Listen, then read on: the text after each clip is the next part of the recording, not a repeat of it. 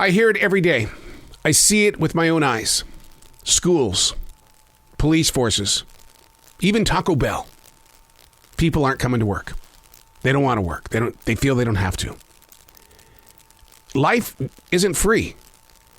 And yet you've got this incredible amount of creative energy inside your spirit that's just sitting there. Creativity isn't free either, because eventually it begins to bite you.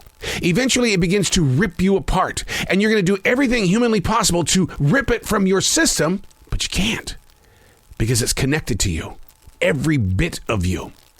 Creativity, you got to give it a source of energy so that the outsource can help other people around you. Don't make it about you whatsoever. Please get back to work. Unplugged, because we will always say yes to creativity. Totally uncut, because we all make mistakes. So turn it into a tool. This is Arroe Unplugged. I got to be honest with you.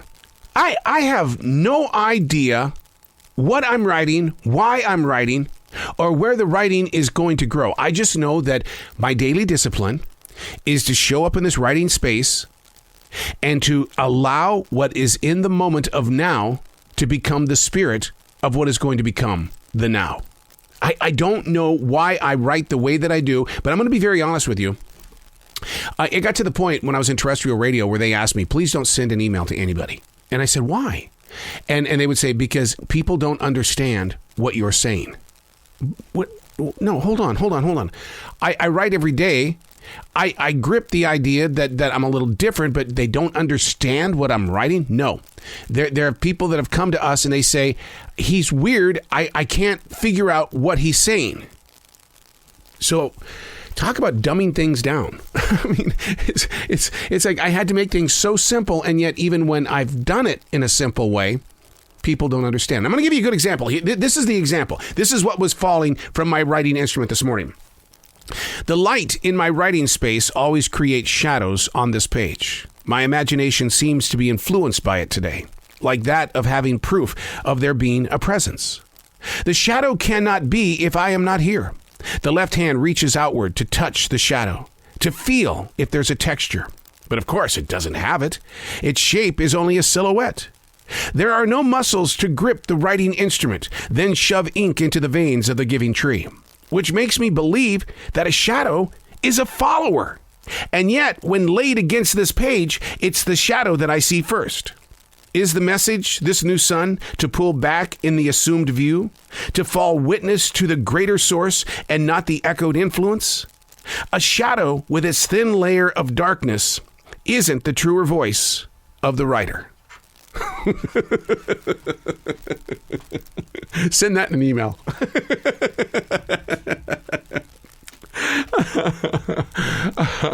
I love to write. Writing is like wow to me, and you know there was a time where because I did dumb down a lot of things that I finally said I can't do that, and the reason why is because in Mark Twain's 100-year anniversary autobiography, he clearly stated, and it really stuck to my gut. He said, "Don't ever lose your accent," and you know what that said to me? Don't ever stop being you. In fact, the last book I wrote, which is it's called Scrambled Eggs. The way I describe it, it's 54 pieces of poetry that happen to tell a story. But you're going to have to be dedicated and loyal as a reader to go through each one of those pieces of poetry to hear it. And the more important thing is that's when you Google me and you go and you listen to the songs that were written while putting that book together. There's a reason why that whole entire journey took 2.5, 3 years to do. It's because while I was writing a book, I happened to be writing music too. And it's like, what happened here? Oh my God. Hey, it's Arroe. This is The Daily Mess, a chronological walkthrough in everyday world. I am a daily writer. I write junk like that. I saw the shadow on the page and I decided I'm going to write about that shadow. The light in my writing space always creates shadows on this page. My imagination seems to be influenced by it today, like that of having proof of there being a presence. The insanity that comes with being a writer. This is The Daily Mess. My favorite conversations with people of fame are those that dig into their truer experience of what it's like to be a creative person. Being creative is not a religion. It's not a disease. We're all born to be creatives. And what makes it great is that we don't have to be the same. Creatives are inspired by other creatives. Poets of the past still have impact. Eddie Van Halen is always going to be present in everything music. Writers are readers. I got into radio because I needed a live stage, a display of sight and sound influenced heavily by John Denver and Kiss, which sounds like an odd mix, doesn't it? Getting to know the story of the creative. We've all got something to sell, but there comes a time when sharing is the greater opportunity. I'm more moved to buy into the idea when I'm familiar with the presence of building the success. Being creative is more than just a gift. Talent has nothing to do with it. I don't like talent. I don't like to hear that. You already have the gift. All you have to do is shape it. Creatives connect generations, and they do so by creating conversations.